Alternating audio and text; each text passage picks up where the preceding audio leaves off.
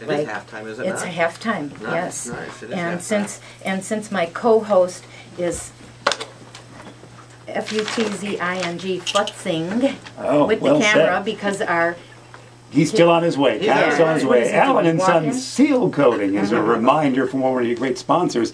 You know their phone number, don't you? Well, yes, you do. 847. 847. Go ahead. Go ahead, help me out. Oh, my God. Thought we had a keeper here. Thought we had a chorus of phone numbers.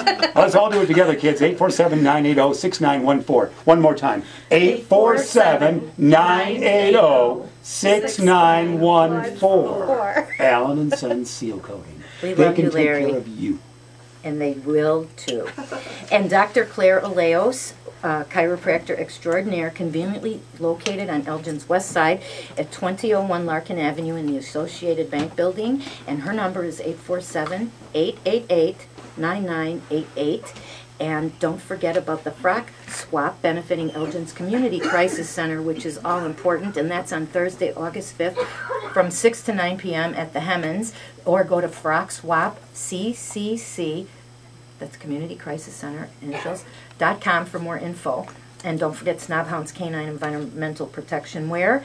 And would also like to thank Casey's Tool, a weekly sponsor of ours too, available through Snap-on Mobile Tool Distributors. And don't forget my motivational website at LauraDion-Jones.com.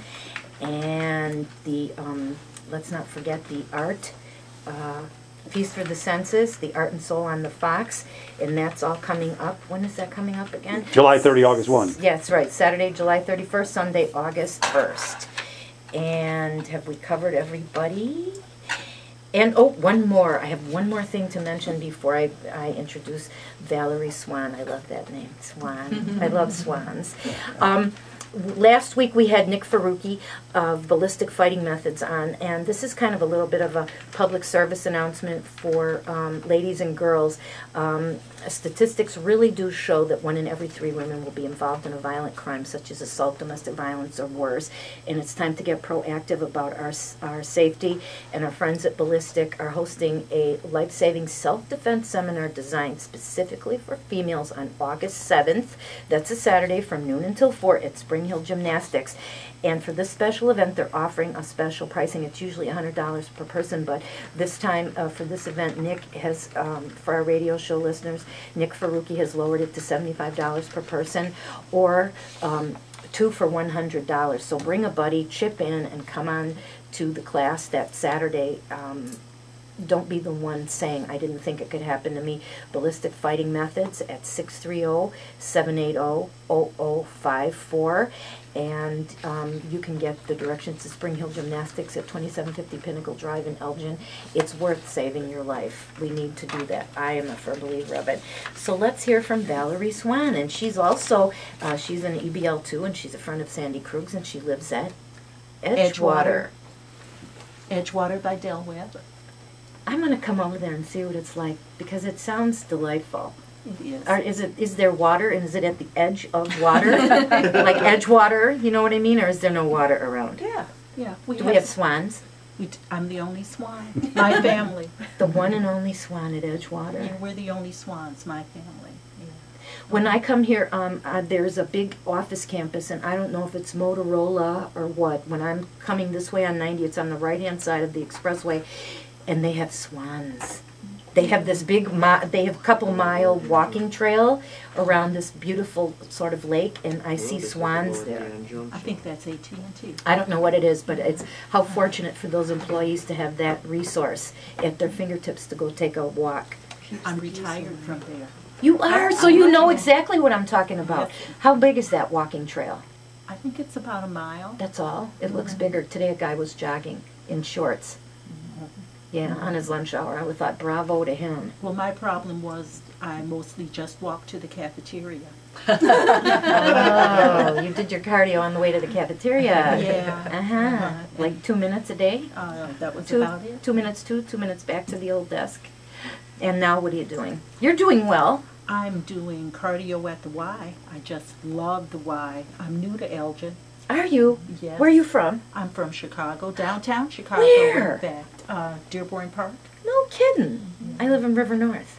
we would have been able to walk to each other's houses. Yes, we would have, in a swift. Or we could have met up at Millennium Park. Have you been to the Art Institute's New Modern Wing? No, I haven't. No. I'm a real suburbanite now.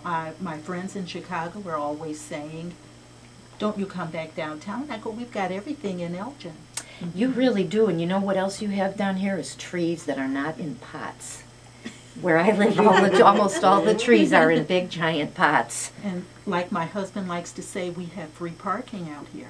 Yeah, you do. That's another thing. When I had to go, I went with my friend Lisa Eby, and we went to Al's for salmon salad one night, and she says, well, let's park in the structure. And I'm thinking, oh, great, another $12 whack. Free parking. Y'all, free parking, not $25 in and out, and you know how it is down by in the big city.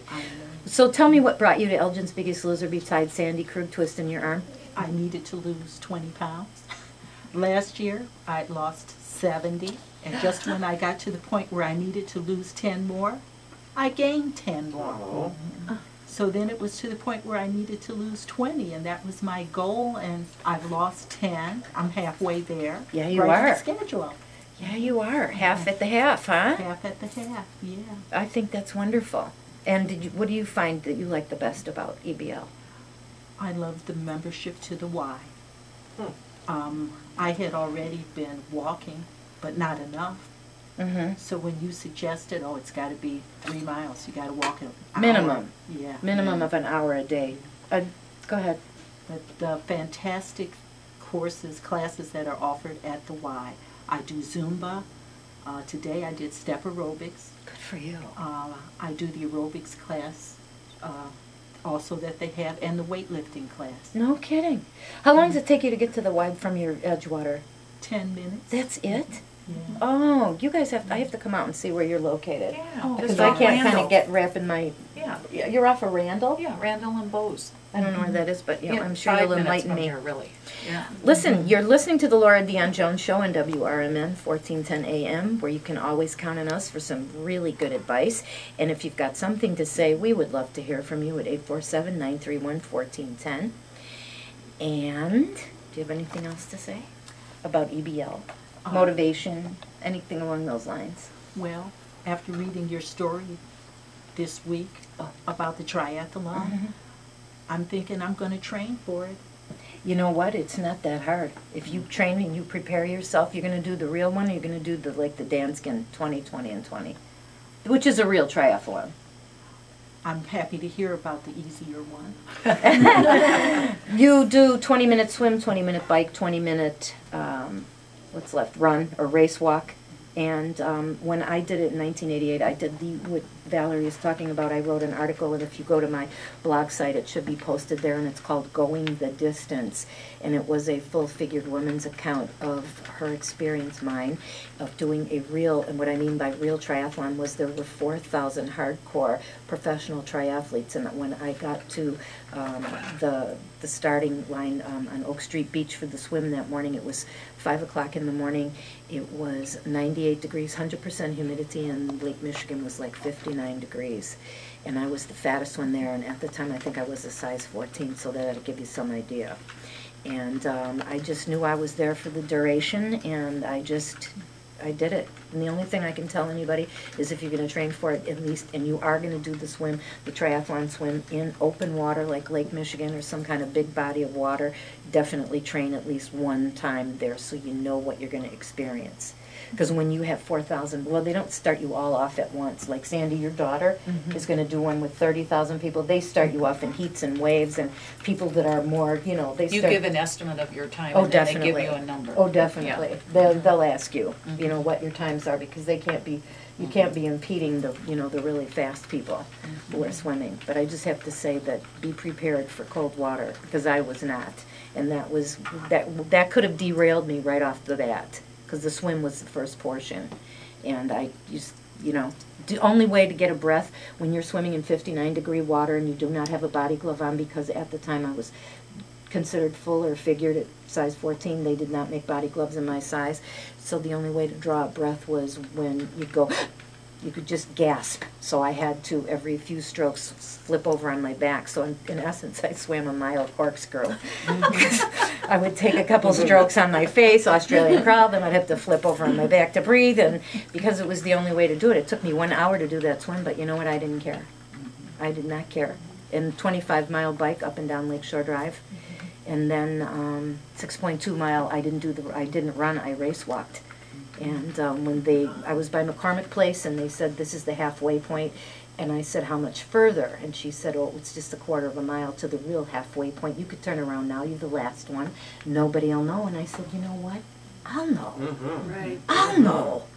So I went down, did the whole, the honest to God whole thing, and ever since, I'm just proud of myself. It was a milestone for me it was a big accomplishment, and I'm glad that you guys read that article and got motivated by it, because I thought I'd bring it out. Because this is the time of year when, even on CNN and a lot of other programs, they have triathlon training, and there's more that goes into it.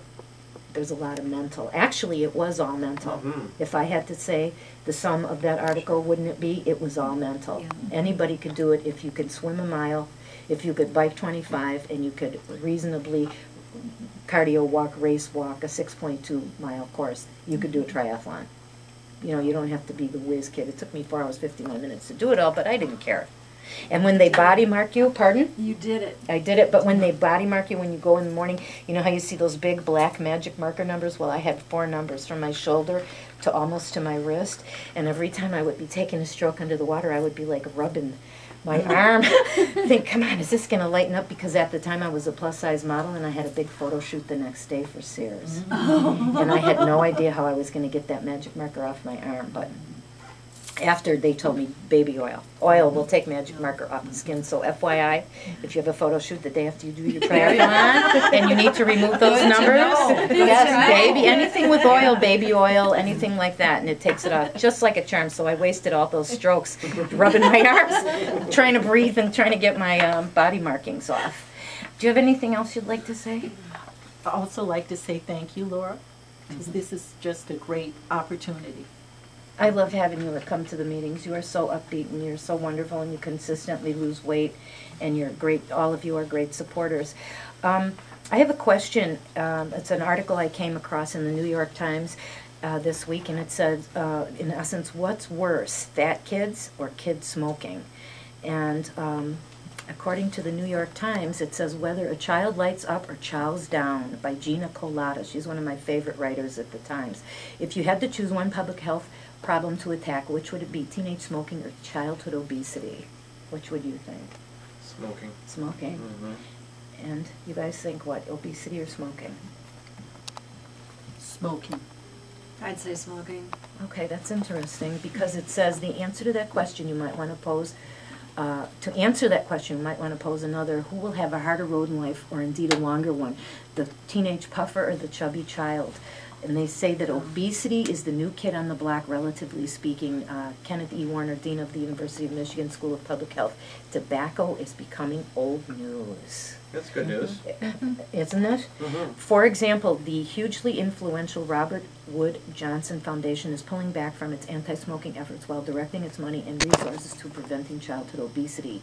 With all this effort directed at childhood obesity, progress against teenage smoking has stalled.